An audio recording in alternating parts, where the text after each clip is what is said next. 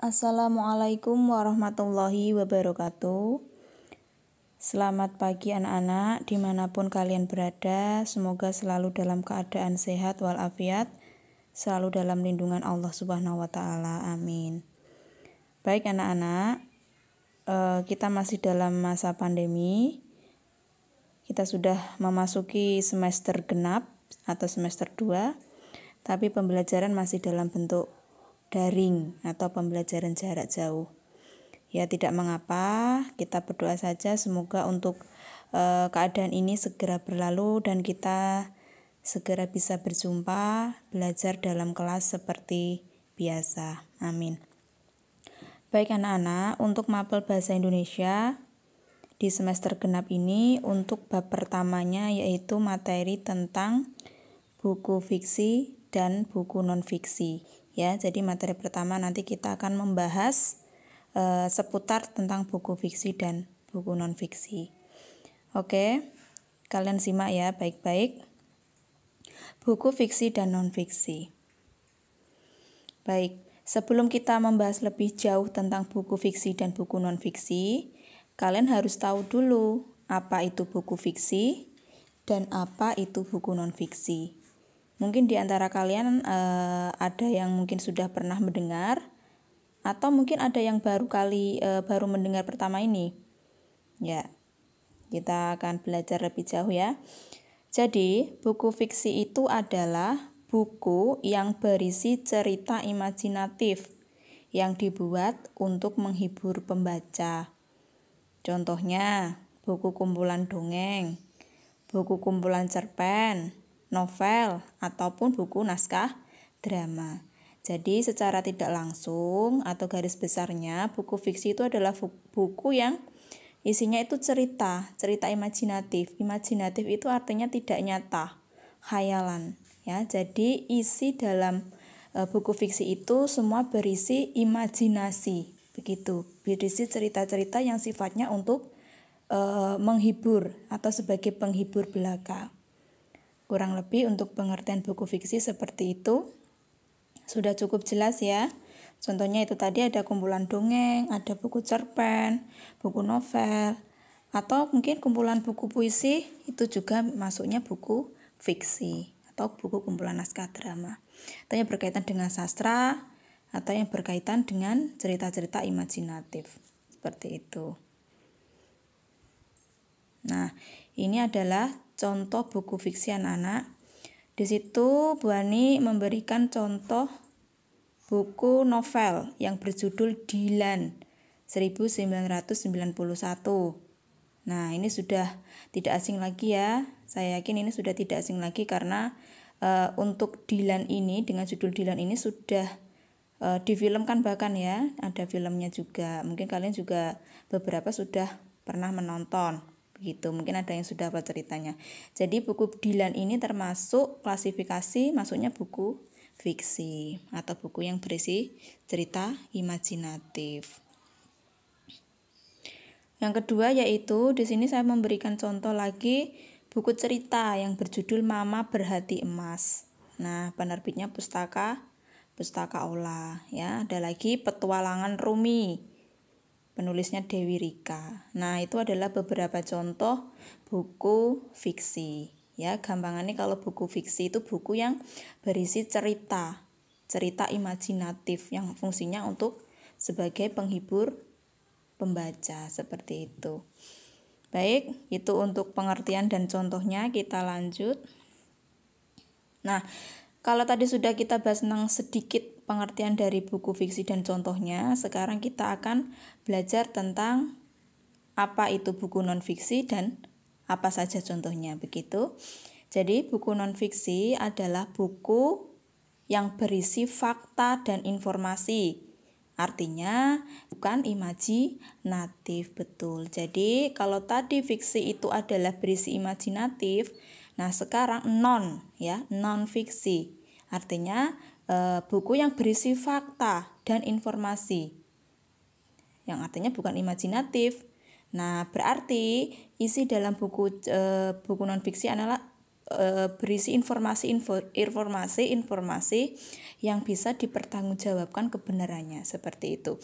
Contohnya ya ada di dekat kita, misalnya buku pelajaran. Bisa aja itu buku pelajaran bahasa Indonesia, boleh buku paket, buku LKS, buku IPA, begitu. Nah, itu adalah salah satu contoh dari buku non-fiksi. Mudah ya? Nah ini contohnya ya. Di situ Bu Ani memberikan yang satu itu adalah buku paket siswa kelas 7 untuk mapel bahasa Indonesia yang sebelah kiri ya, sebelah kanan itu buku terampil menulis. Nah, itu adalah contoh-contoh buku buku non-fiksi yang berisi informasi-informasi atau fakta-fakta atau berisi ilmu-ilmu pengetahuan. Nah, ya itu ya. Bedanya kalau saya ulangi lagi, kalau buku fiksi itu adalah buku yang sifatnya imajinatif, berisi cerita imajinatif, khayalan, sifatnya untuk menghibur. Sedangkan buku non-fiksi adalah buku yang isinya informasi atau fakta ya, yang berisi sumber-sumber informasi yang bisa dipertanggungjawabkan kebenarannya, yang berisi ilmu-ilmu pengetahuan. Oke, cukup jelas ya perbedaannya ya antara fiksi dan non-fiksi. Baik, sekarang kita lanjut. Ya, cukup diingat-ingat pengertian, contoh, dan perbedaan dari keduanya, fiksi dan non-fiksi. Kita lanjut. Oke. Kalau kita tadi sudah berbicara tentang pengertian masing-masing dari buku fiksi dan non-fiksi, serta contoh, serta perbedaannya, sekarang kita akan belajar tentang unsur-unsur pembangun buku fiksi. Ya, unsur-unsur pembangun buku fiksi. Unsur pembangun buku fiksi itu nanti ada dua. Yang pertama itu unsur intrinsik dan yang kedua adalah unsur ekstrinsik. Jadi ada intrinsik dan ada ekstrinsik. Kita yang pertama dulu yaitu unsur intrinsik. Unsur intrinsik buku fiksi yaitu unsur yang membangun suatu fiksi dari dalam fiksi itu sendiri. Maksudnya adalah unsur intrinsik di sini adalah unsur yang terdapat dalam dalam cerita buku fiksi itu sendiri. Begitu anak-anak. Jadi unsurnya itu ada di dalam cerita atau isi dari buku fiksi itu sendiri. Oke. Beberapa di antaranya yaitu 1. Tema. Tema ini kalian saya rasa sudah tidak asing lagi ya. Ada tema, amanat, latar. Terus nanti ada alur atau plot, ada tokoh, ada sudut pandang, dan ada gaya bahasa. Nah, nanti ketujuh itu akan kita bahas satu-satu. Untuk unsur intrinsik yang pertama yaitu tema. Tema yaitu inti yang menjadi landasan cerita fiksi. Nah, ini adalah maksudnya tema di sini adalah roh ya. Saya gambarkan sebagai roh dalam sebuah cerita yang ada dalam buku itu sendiri. Jadi rohnya itu apa? Temanya itu apa? Itu ya, maksudnya intinya itu apa? Misalnya saja contoh kalau buku fiksi itu bertema tentang persahabatan atau bisa juga bertema tentang misalnya perjuangan atau bisa juga bertema tentang kehidupan remaja. Nah, ini adalah tema-tema yang sering dipakai atau yang sering kita temui di dalam buku fiksi atau buku imajinatif itu tadi. Itu untuk unsur yang pertama, untuk unsur intrinsik yang pertama. Kita lanjut ke unsur kedua, unsur intrinsik yang kedua yaitu amanat. Ini sudah tidak asing lagi ya, amanat itu adalah pesan moral yang ingin disampaikan oleh penulis kepada siapa? Kepada pembacanya. Ya, jadi pesan moral yang ingin disampaikan oleh penulis, seperti itu. Misalnya setelah membaca buku fiksi itu, pembaca itu dapat mengambil kesimpulan dari cerita, misalnya ya, dari cerita buku tersebut, pembacanya itu dapat mengambil kesimpulan dari peristiwa-peristiwa yang ada di dalam cerita, seperti itu, atau mengambil pelajaran lah, begitu gampangannya. Kemudian untuk yang ketiga yaitu latar. Nah, latar di sini dibedakan menjadi latar waktu dan latar suasana yang ada di dalam cerita. Nah, ini juga saya rasa bukan hal yang baru lagi, ini sering kalian dengar mungkin di semester 1, mungkin bahkan di SD begitu ya. Kita lanjut ke unsur intrinsik yang keempat, yaitu alur atau plot. Alur atau plot yaitu jalinan cerita dari orientasi, rangkaian peristiwa, komplikasi, dan resolusi. Orientasi, rangkaian peristiwa, komplikasi, dan resolusi itu adalah suatu rangkaian yang terdiri dalam sebuah cerita. Jadi urutan rangkaian peristiwa. Ya, mulai dari pendahuluan, terus peristiwanya apa, terus komplikasi itu artinya masalah memuncak, terus resolusi itu artinya mulai adanya penyelesaian masalah. Nah, di dalam alur atau plot itu nanti dibedakan menjadi beberapa. Ini juga mungkin kalian sudah pernah dengar, saya yakin, yaitu yang pertama alur maju. Ya, alur maju ini yang sering sekali kita jumpai, yang sering dipakai ya oleh si penulis. Kemudian alur mundur atau alur kilas balik, ini nama lainnya. Atau bisa juga dalam sebuah buku fiksi itu menggunakan atau memakai alur campuran, alur maju dan alur mundur, jadi dikombinasi seperti itu. Untuk contoh lebih dalamnya nanti kita bahas di pertemuan selanjutnya. Oke, kemudian unsur intrinsik selanjutnya yaitu tokoh. Tokoh yaitu para pelaku dalam cerita.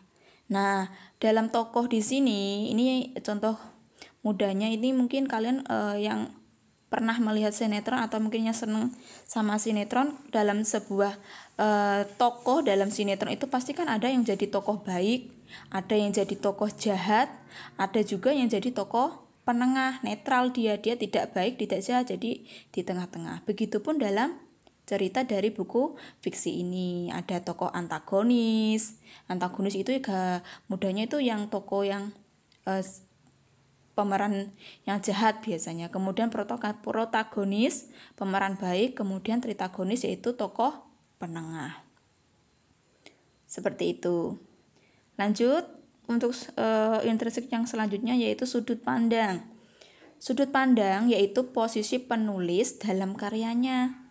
Contoh, orang pertama pelaku utama, orang pertama pelaku sampingan, dan lain-lain. Nah, jadi dalam sudut pandang di sini itu posisi penulis dalam sebuah cerita tersebut. Misalnya dia sebagai orang pertama pelaku utama. Jadi nanti kata ganti dalam cerita tersebut yaitu menggunakan kata ganti saya atau aku atau beta dan lain sebagainya. Gitu. Kalau orang pertama pelaku sampingan bisa juga dia menggunakan kata ganti menggunakan nama orang. Ya, nanti kita akan bahas lebih lanjut tentang ini.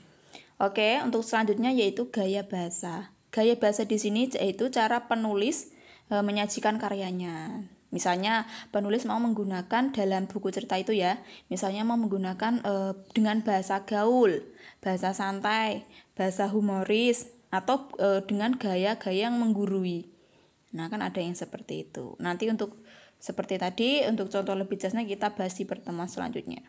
Oke, itu untuk unsur intrinsik dari buku fiksi. Ada berapa tadi? Ada 7 ya. Kita ulangi lagi. Unsur intrinsik buku fiksi yaitu yang pertama ada tema, kemudian ada amanat, kemudian ada latar, yang keempat ada alur atau plot, yang kelima ada tokoh, yang keenam ada sudut pandang, dan yang ketujuh ada gaya bahasa. Itu adalah unsur intrinsiknya. Kalau intrinsik sudah, lanjut kita ke unsur ekstrinsik. Oke. Nah, unsur ekstrinsik adalah unsur yang mempengaruhi fiksi dari luar fiksi itu sendiri. Artinya, unsur ekstrinsik di sini adalah unsur luar, ya. Unsur luar yang tidak terdapat dalam cerita buku fiksi itu sendiri.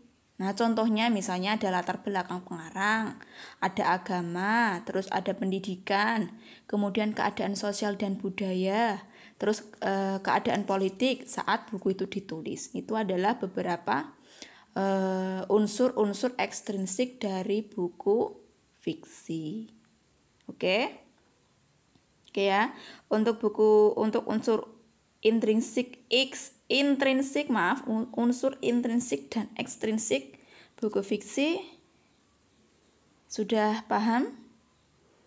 Ya, kita lanjut dulu ya. Nanti kita bahas lebih lanjut di pertemuan selanjutnya.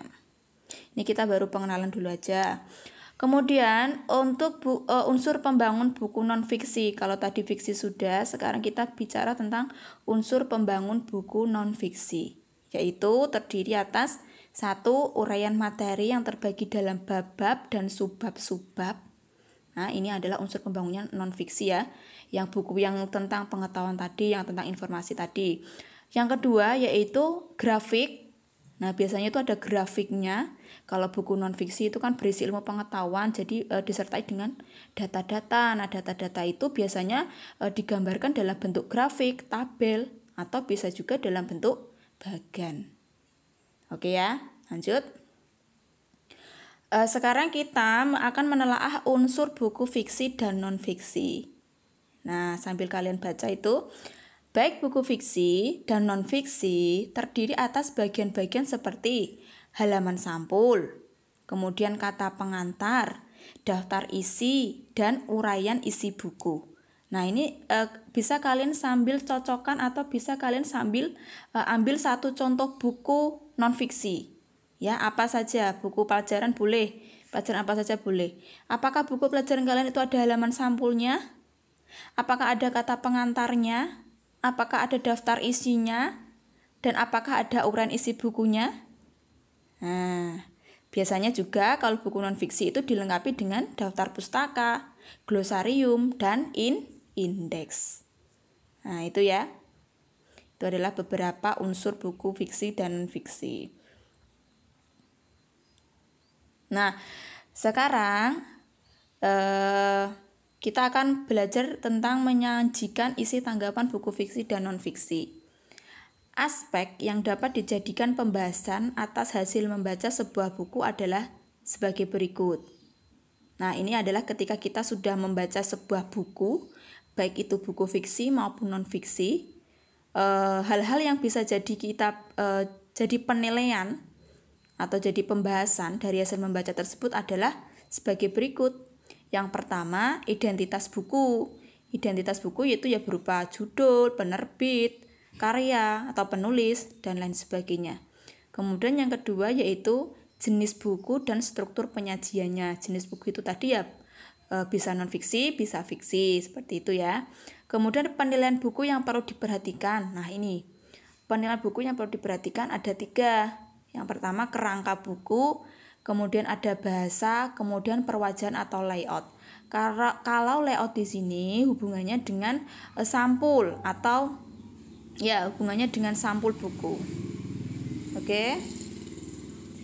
Sampai di situ ada yang mau ditanyakan? Silakan bisa komentar, tulis komentar atau bisa langsung WA di nomornya Bu Ani. Begitu ya. Baik. Sekian untuk materi pengenalan ya, materi pengenalan di bab pertama untuk mapel bahasa Indonesia buku fiksi dan non-fiksi. Kalau ada pertanyaan itu tadi, silakan bisa komentar atau WA ke nomor saya. Untuk pertemuan selanjutnya kita akan bahas lebih dalam tentang buku fiksi dan non-fiksi dan apa-apa saja yang ada di dalamnya. Oke, sampai di situ. Terima kasih. Wassalamualaikum warahmatullahi wabarakatuh.